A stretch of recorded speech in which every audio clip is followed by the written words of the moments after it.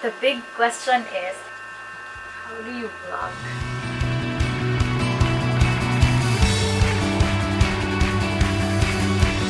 Aloha social media, it's me Abby and welcome to WHQ Season 2. If you've been following this series, you know that for the past few days, we've been asking you guys if you have questions about the Catholic Church, about Singles for Christ, or about faith in general. So the other questions have already been answered by Rosette, by Masi, and by Neil. So this is the 4th episode. You can check the other episodes in the same YouTube channel. Wow! Diba? Today, I will be answering 2 more questions.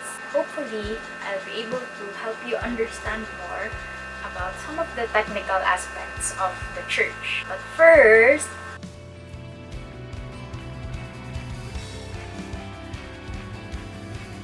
alright, let's do this. Our first question is from Princess. And her question is, pwede ra ang tithes i-donate sa hospital instead of sa church? The answer is yes. Okay, next question. From Curious Ninja. Joke! Explain ako. The word tithe actually comes from an Old English word that means tenth, meaning 1/10 or 10% of something.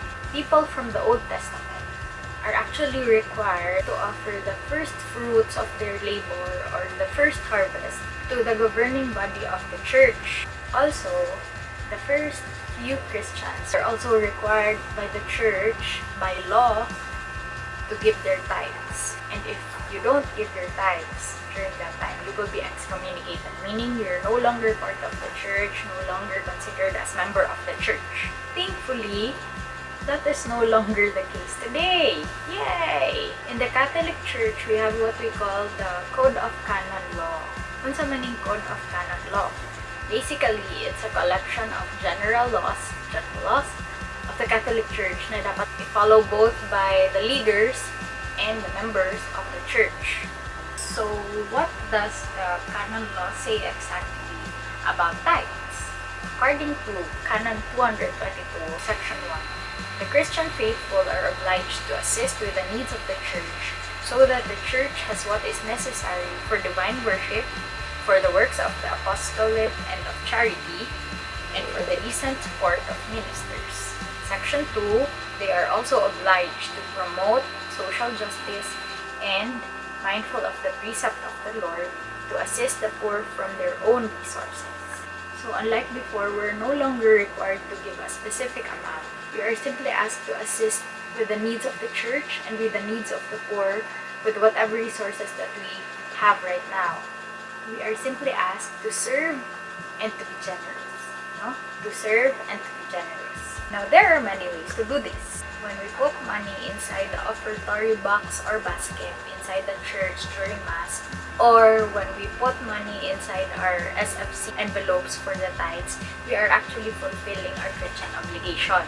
In the same way, when we donate money to those who have nothing, we donate money to charities, to institutions like the hospitals, when we donate money to advocacies with life-giving causes, we are actually fulfilling our Christian obligation.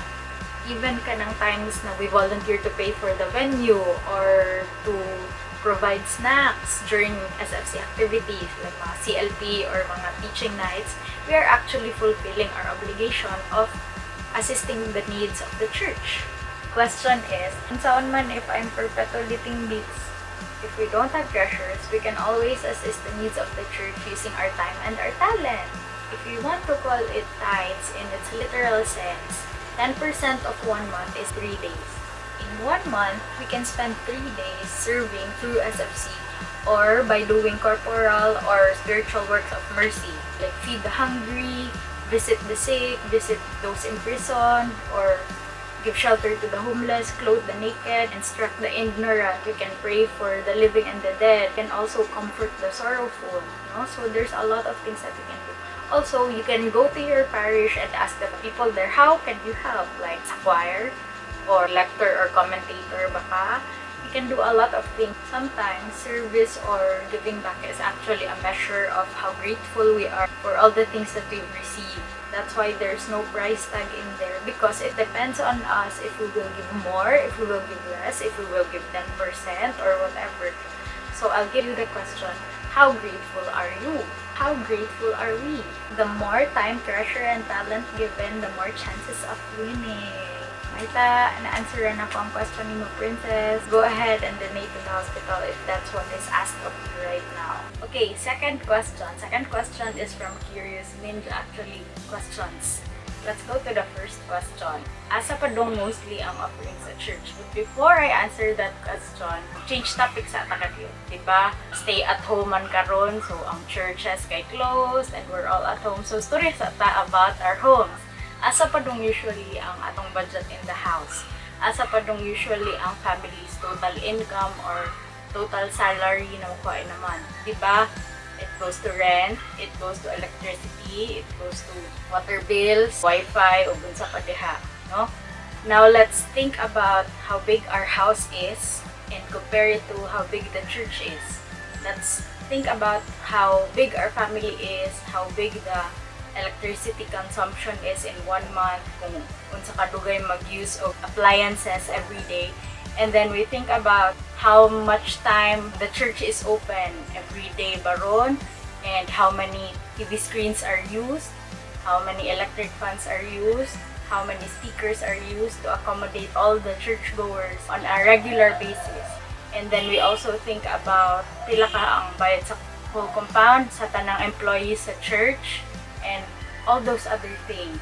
You can only imagine how big the church's expenses are every month, no? And let us not forget na unlike our families or our houses na naay stable income on a monthly basis or naay fixed money coming in, the church is different tungod kay it only relies on donations, on collections, on fundraising. So it's not always na makaabot siya sa fixed na bayranan every month. Dako gyud siya na budgeting task, no? Which is why, according to Canon 492 Section 1, in every diocese, a finance council is to be established, over which the diocesan bishop himself or his delegate presides, and which consists of at least 3 members of the Christian faithful truly expert in financial affairs and civil law, outstanding in integrity, and appointed by the bishop. Also, according to Canon 493, in addition to the functions entrusted to it in Book 5, the temporal goods of the Church, the Finance Council prepares each year, according to the direction of the diocesan bishop, a budget of the income and expenditures which are foreseen for the entire governance of the diocese in the coming year. And at the end of the year, examines an account of the revenues and expenses. So, naadjay people in charge to make sure that whatever it is that the church has in terms of resources, kay mabudget jud siya. Hopefully, na-answer ang pangutana through this home church analogy, and padayon ta sa second question ni Curious Ninja. Ngano pod sometimes magpa-second collection ang church, kasagaran kay para sa project sa church and everything, but dili di ay na makover sa first collection? To answer the question directly, magpa-second collection during the Mass because it is necessary to fulfill one or more of the purposes of the church. For example, ang church building, it is necessary for divine worship. Why? Because it is the place where we worship and gather as a community. It is the place where we celebrate the sacraments of the church, diba? In our own families, whenever na an unexpected event that requires us to shell out more money than what we can actually provide, mangita jud ka og laing source of funds, right? Mag-loan, mangutang, mukuha sa savings, mangita og extra income, mag-sideline, etc. Because on top of this new bayranan are the existing expenses that are already eating up our usual funds. In the same way, it is not all the time that the first collection can cover all of this. If collections, donations, money from fundraising are not enough, that is when we have the second collection. According to Canon Law 1266, in all churches and oratories which are in fact habitually open to the Christian faithful, including those which belong to religious institutes, The local ordinary can order the taking up of a special collection for specific parochial, diocesan, national, or universal projects. This collection must be diligently sent afterwards to the diocesan curia.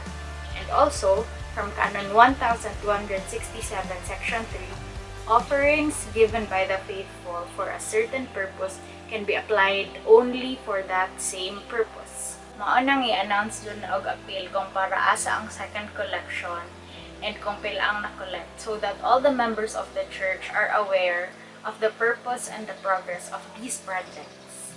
So I hope na-answer ang question. And lastly, ginasweldoan pod ba na ang pari ug madre? The answer is yes and no. Okay, ako na lang i-elaborate.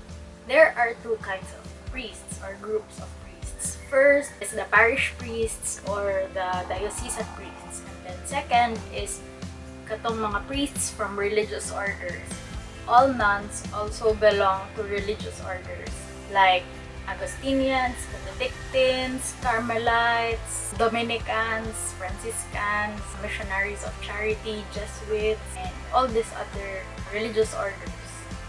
In the sacred vocation, priests and nuns, mostly, if not all, live far away from their families, like cities away or ang uban kay countries away, gyud kalayo. So they only have themselves or their fellow brothers and sisters in the same religious order to look after them. Canon 281 applies to parish or diocesan priests, and it says, Section 1, since clerics dictate themselves to ecclesiastical ministry, they deserve your remuneration, which is consistent with their condition, taking into account the nature of their function and the conditions of places and times, and by which they can provide for the necessities of their life as well as for the equitable payment of those whose services they need. Section 2, provision must also be made so that they possess that social assistance which provides for their needs, suitably if they suffer from illness, incapacity, or old age. So, sakto lang sad na they have social security and are always provided of their basic needs wherever they are. These diocesan priests make a promise of simplicity during their ordination. According to Canon 282, Section 1, clerics are to foster simplicity of life and are to refrain from all things that have a semblance of vanity. Section 2, they are to wish to use for the good of the church and works of charity those goods which have come to them on the occasion of the exercise of ecclesiastical office and which are left over after provision has been made for their decent support and for the fulfillment of all their duties of their own state. So they are only to take what is enough for them and then share the rest to those who are most in need in their certain parishes or dioceses. Priests and nuns in the religious orders, on the other hand, made a vow of poverty during their ordination. So meaning they live together with their fellow brothers or with their fellow sisters in a certain monastery. And as one community, all the money they get from donations or from income generating projects go into one collective fund or common fund for the use of everyone in the congregation. So there sila makuha for basic needs and also for emergency expenses. Most of them even have their own gardens or construct their own buildings so that they won't rely on money unless it is necessary. Because I encourage everyone to look for a priest and a nun to talk to them, to learn more about their religious life, their faith, their personal stories. Promise, conversations with them are really worth treasuring. I hope I was able to help you in one way or another with the questions that you have. I hope that all our learnings will not stop here and that this will inspire us to be more involved in the life of the church. Because you see, we did not begin this journey as SFC. We started as Christians and as Catholics. It is a very difficult time right now for everyone. So I hope that we will all do our part to assist in the needs of the church, to assist the poor in one way or another, in whatever way we can, may it be in prayer or in action. And after this ECQ, go to your churches, talk to your parish priests, know more about the archdiocese you are in or the parish you are in, and discover how truly rich we are for having this gift of community and of faith. And for that, may God be praised. God bless you!